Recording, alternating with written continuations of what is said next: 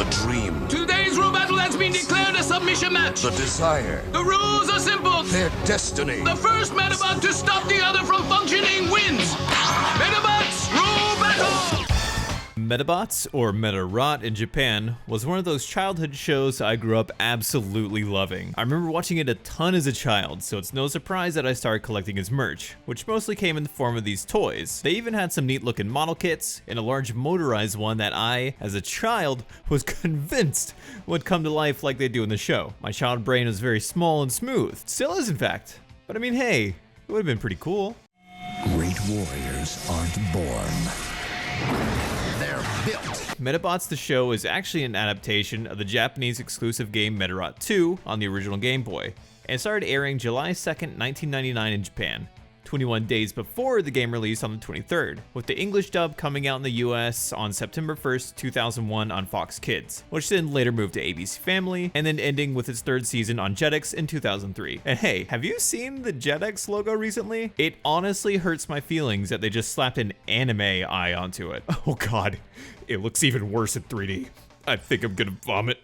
Just so I don't have to break it down later, here's a relationship chart for the characters in the show that also appear in the games we'll be talking about. Ikki is the best boy.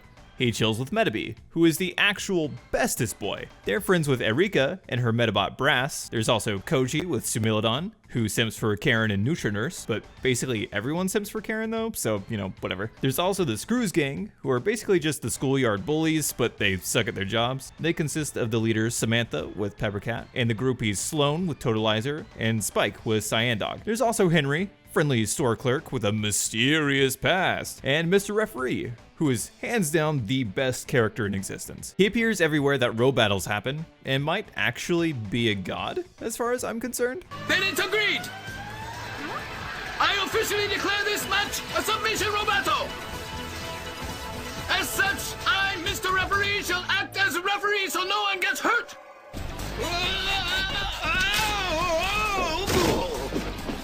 Fighters, ready? The show itself suffered from random censorship, mostly just making sure those American kids don't know what a Japan is, but even more annoying than that, they jumbled the hell out of the episode order. I always thought it was a bit hard to follow, and there's a good reason for that. I mean, take a look at this. We don't get the official 6th episode until the start of season 2. Why did they think this was a good idea? I would honestly love an explanation to this, if anyone has one. As far as I can remember, this is the only show that I've seen where this has been an issue. I could make a whole different video on just the anime, so let me catch myself real quick so we can get to the actual topic of this video, those games. I'm actually pretty excited to share these with you, so let's get started. The Medabots games typically like to follow the Pokemon style of releasing games, where you would have 2 versions to pick between, with both having minor differences to set themselves apart, unique Medabots and weapons, that sort of thing. But what it really boiled down to was whether you preferred Metabee or Rokusho. For reference, I really like Metabee, and so I went with those games. Alright, let's see if these games stand the test of time, and if they're worth checking out.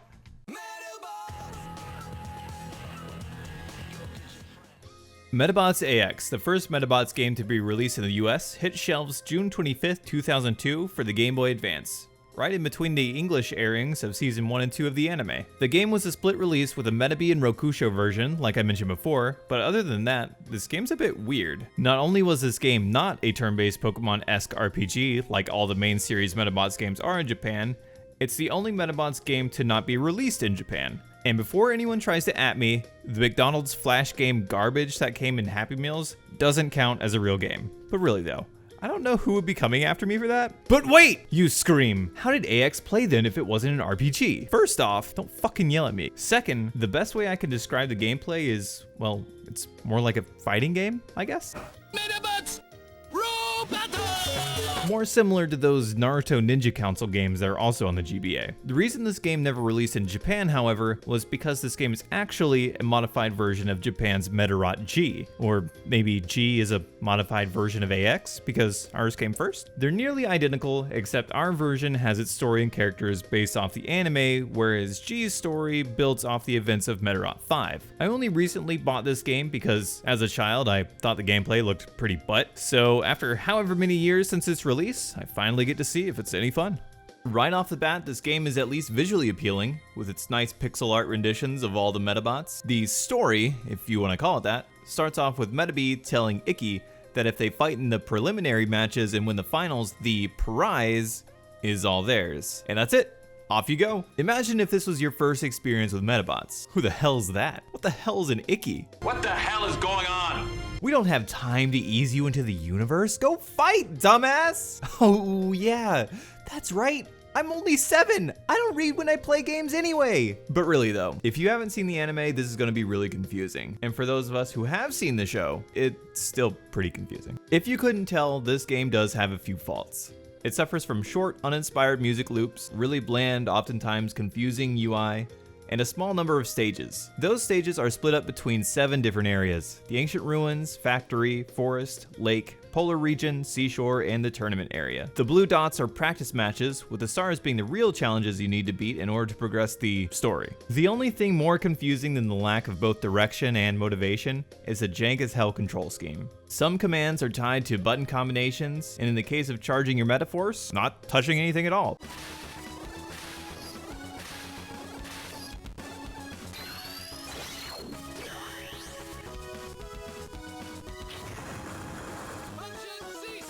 And I know it's pretty common for games to use button combos for certain actions, but the way they work in this game just makes me feel weird. It's really hard to explain how, but imagine playing a game you're extremely familiar with, but all the controls you normally use are mapped to different buttons. It would be similar to that. Had there been just a few more buttons available, along with a way to view the controls in game, this probably wouldn't have been so much of a problem. And while the controls are a small gripe, the real issues come when you're actively dealing with the game's mechanics. The fights themselves are extremely hectic, and the first time I jumped into battle, I had no idea what I was looking at or what I was doing. The game's UI is not easy to understand mid-fight, so let me break it down real quick.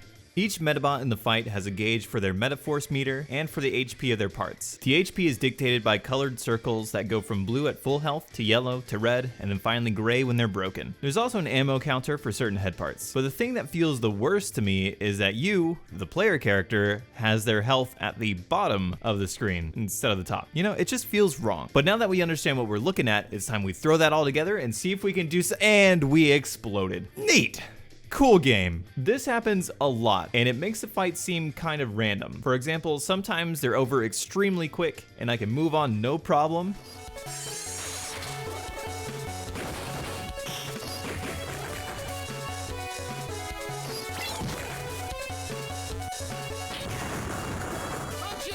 And other times I'm left running for my life with all of my parts broken, no head ammo, desperately charging Metaforce, as that's become my only attack option now. I mean, aside from little baby slaps, but I don't even know if that's even doing damage at this point. And I'm sure there's some meta strategies to picking certain parts for you and your partner, and I thought I had a pretty good grasp on it myself, but the fights still felt extremely hit or miss. You also gain experience for the fights, win or lose, but honestly, I didn't see much of a difference no matter how much I leveled up. One of the main goals of this game is to collect all the meta parts, with some forcing you to trade with the other version of the game. You know, the whole gotta catch 'em all mentality. You do this primarily by winning the 3-round stages. But what sucks is that if you lose, your meta parts can be taken away. I suppose this was to add a risk-reward system to the game that lines up with how row battles go in the main games and the anime, but to me, it feels mostly like a risk, considering how fast these fights can go to hell.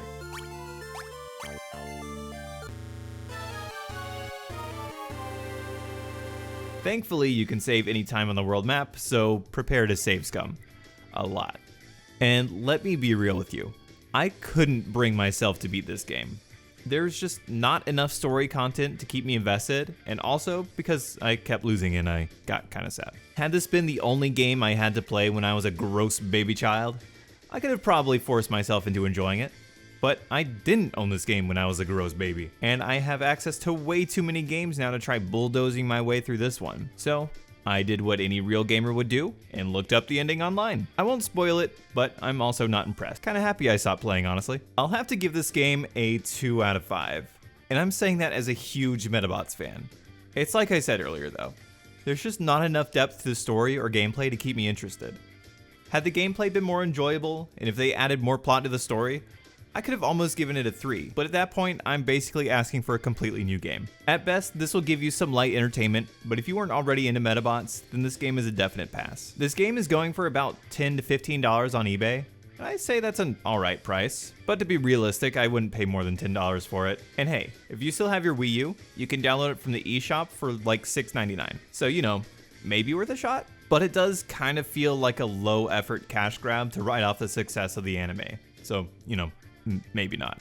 I mentioned this game earlier, but if you want a game with similar but better gameplay, then you should play the Naruto Ninja Council games. The inclusion of side-scrolling adventure stages before boss fights makes it so much more enjoyable. That series deserves its own video in the future. And hey, Naruto had some really fun GameCube games that I remember quite fondly. You know what else had a GameCube game? Medabots. Medabots did. Which brings us on to our next game. Will the jump in technology help Medabots find some solid footing on the home console front? No! The only hope this game has is to be slightly better than AX.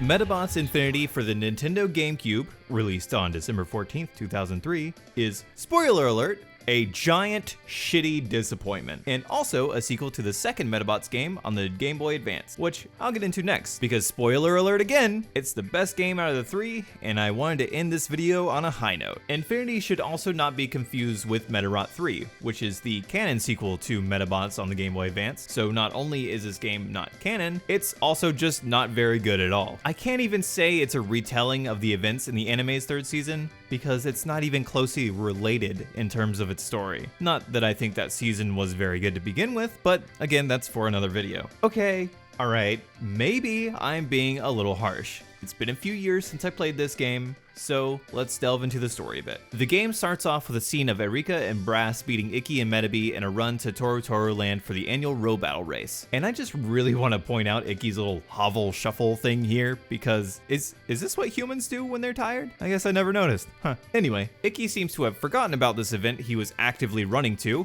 and we learn that the prize is a year-long pass to the park, along with some meta parts, and arguably the best part is that you can eat for free while you're at the park, which if you've ever eaten at an amusement park, then you know how insanely expensive it can be. We enter the park and Erika is instantly sensing that something is wrong, so while they're off investigating, we get signed up and just kidding, Erika's back to force us into an incredibly boring one-on-one row battle. At least Mr. Referee makes an appearance in this game. By special invitation from the curator of Toru Land, I, Mr. Referee, will be your referee. Are you ready? Time to kick some meta butt! I wonder if I can get the scoop. Medabots Raw Battle! But why didn't they model his pants correctly? All he does is show up and do this one animation, and they couldn't even make that look polished? Once that's over though, we get to explore a giant empty map with NPCs that don't offer anything of value. I'm serious. There's really no point in going around and exploring. You aren't going to find any collectibles or anything worth noting. So instead, we head to the only objective marker on our map and begin one of the most tedious gameplay sections I have ever played. Leave it to me! Where you are standing now is called the starting area. Use the devices and get all the way to the goal. And just to make the situation even spicier, these sections are what the game mostly consists of. These action stages, or whatever you want to call them, are where you take control of your Medabot and play through the stages that seem to be just a generic level design and, you know, throw in some random obstacles just for fun. Oh hey, turns out that's exactly what they are. There's even a stage builder where you select a basic environment and then you vomit whatever you want around the field. And that just really sucks away any character or life these stages could have had. I would have much rather traded the stage builder option for stages that are unique and actually fun to play. On top of these segments being uninspired as hell, they're also filled with areas and objects that you can only interact with if you have certain meta parts. It's almost like they intend for you to go back and replay these segments. Like, are you joking? I didn't even want to play through this the first time! The enemies here also take an arbitrary number of shots to kill.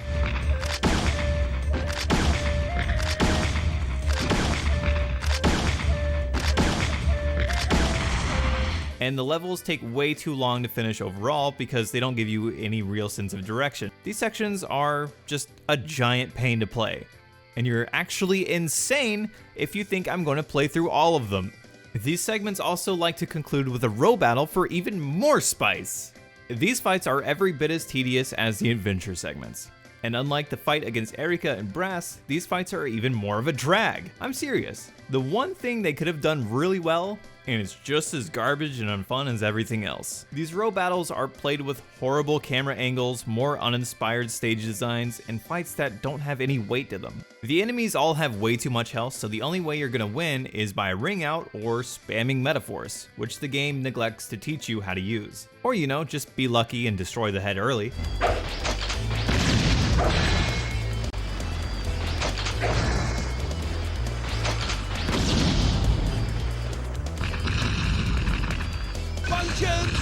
Oh, by the way, it's hold Y and press A to use Metaforce. Regardless, the story continues on with Erika trying to figure out what's going on around the park. Some kids are losing their Medabots, there's a weird lone Medabot hanging around, and the Rubber Robo gang is there at some point? I don't know. And for whatever reason, anytime I'm typing out Rubber Robo, my brain automatically wants to convert it to Rubber Ross. So, you know, here you, yeah, that's good. You're welcome. Oh, and as a bonus fun fact, you literally can't 100% this game due to a bug with Koji's request after the main story. So that just adds more fuel to the dumpster fire that is this game. So, is there anything good about the game? And to be honest, well, the soundtrack's not that bad. It kind of gives me Sonic Adventure vibes, and seems like most of the effort that was put into this game was funneled into the soundtrack. I'm pretty sure someone has uploaded all the music onto YouTube, so check that out if nothing else. My verdict for this game is a solid 1 out of 5. I love Medabots, and yet I still hate this game. It is playable though, so it's not like it's gonna get a 0, but whatever the case may be, Mr. Referee deserves so much better.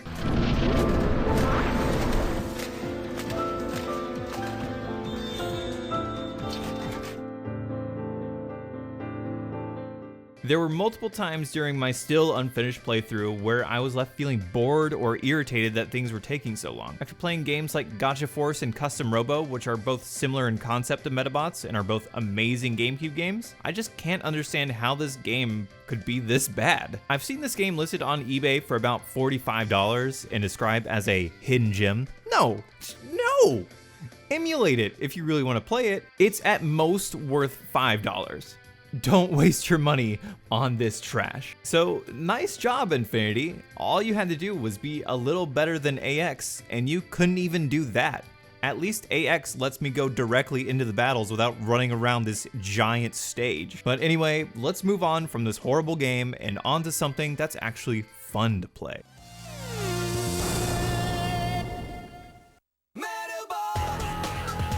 Alright, here we are. The second game we got here in the US, Medabots for the GBA. Released on March 31st, 2003, and I really did save the best for last this time. So this title is actually a remake of Medabots 2. Similar to how Pokemon made the remakes for their Game Boy games, the game starts with a pretty hype opening that immediately caught my attention as a kid.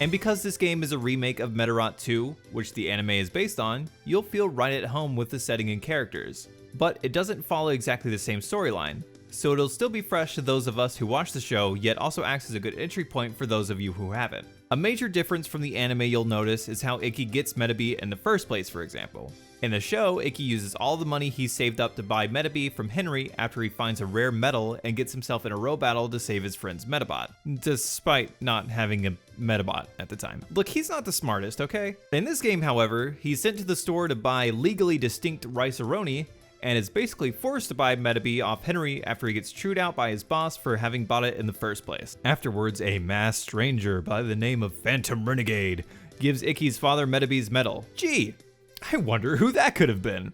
I find it pretty amusing how in the game these Medabots are brand new and worth getting yelled at over, but in the anime they're just some old parts that Henry had laying around and had definitely never used before. I'm getting off topic again, but once Icky gets Metabee all put together, he leaves his house and is confronted by Erika, who questions him about his new Medabot and starts your first row battle. Unlike the other game, this one uses turn-based combat, which is actually pretty fun.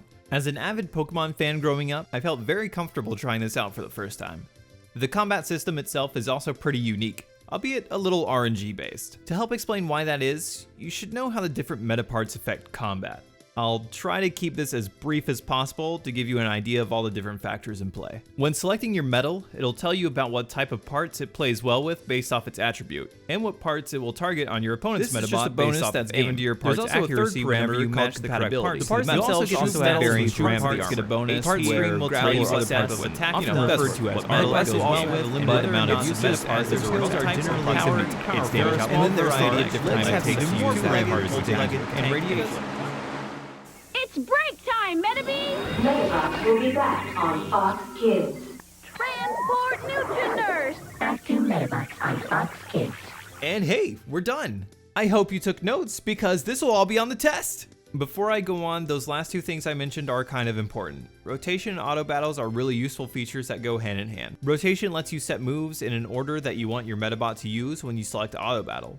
So for example, I like to charge and use Metaforce, then follow up with all of my head rockets. After that, I just let it choose a random move, then repeat. Since the head rockets are limited, once they run out, the game will automatically choose a different move that you can use, which is extremely convenient when you just want to power through battles. And you will want to power through battles, because after you finish your fight with Erika, you will soon realize that this game is jam-packed with random encounters. I don't necessarily mind random encounters in games, especially in Pokemon where there are designated areas for that, but in this game, it feels like they happen everywhere, and it becomes kind of a drag after a while. Thankfully, once you unlock the vehicle option, this becomes irrelevant because you can't be fought while riding on one, but getting to that point can still be a bit irritating. Honestly, I think the amount of depth to the combat is pretty cool, but probably a bit too intense for kids, seeing as how I'm only now actually starting to understand how it all works. Reading in games as a child is overrated anyway, so, you know, don't judge me. The story really starts after your first few row battles, when you begin helping Erika do some research on who's been tickling girls around school. Kinda creepy, but alright. You do some sleuthing and some row battling until Erika convinces Icky to dress up as a girl as bait. You know, no judgment. Icky, you look great. You then find your way into an old factory where you finally confront the serial child tickler. And it's just a grown-ass man. Call the fucking cops, Icky! What the fuck? Get out of there! That dude deserves jail time, not a row battle. But after that's wrapped up, you start hearing stories about a ghost on Mount Odoro. And of course, Erika wants to get to the bottom of it. I don't want to go too far into the story for fear of spoilers, but as the game progresses, the rubber robos prove themselves to be quite a menace, and it's up to you to stop them, because adults suck at their jobs. Alright, so it's not a super deep story, but it's entertaining nonetheless. If you look past the random encounters and deceptively complex fights, the game is actually a lot of fun.